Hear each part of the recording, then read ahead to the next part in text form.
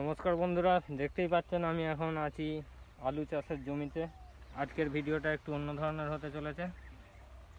আজকে আমি আপনাদের দেখাবো এক নতুন পদ্ধতিতে আলু চাষ। আমাদের এই হুগলি জেলার এক চাষি এই নতুন পদ্ধতিতে আলু চাষ করা শুরু করেছেন।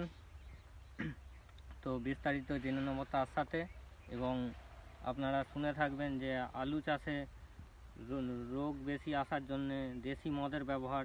তো সেই দেশি মদ এক চাষি ভাই দিচ্ছেন এবং কীরকম কি রেজাল্ট আসছে তার সাথেই জেনে নেব। তো দেখতেই পাচ্ছেন এটা দেওয়া হচ্ছে। এটা কি নাম আছে?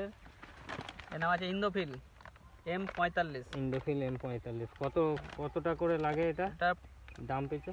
এটা হচ্ছে 50 ml, মানে প্রতি ডাম? হ্যাঁ, প্রতি ডাম এই 5 খোল দেওয়া হচ্ছে। এরপরে কি দেবেন?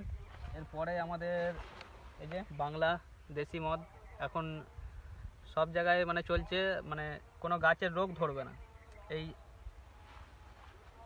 জয় আমাদের বাংলা দেশি মদ যদি 20 ml করে দেওয়া হয়, দেখতে পাচ্ছেন আমি প্রতি ডামে।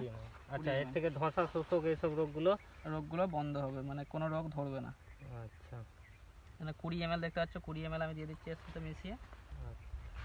আর এর সাথে থাকবে একটা আটা, সুপার স্টিক 3 একটা আটা থাকবে। এই আটাটা দিতে হবে 5 ml প্রতি ডামে, 5 ml। তো বন্ধুরা দেখতেই পাচ্ছেন, এইভাবে কিন্তু আপনারাও চাষ করতে পারেন। এই যে কুয়াশার জন্য যে ধসা বা শোষক রোগটা আসে, তো সেই রোগের নিরাময়ের জন্য এটা দেওয়া হচ্ছে। আচ্ছা, এর আগে কি আপনি বাংলা মদ দিয়ে স্প্রে করে দেখেছেন?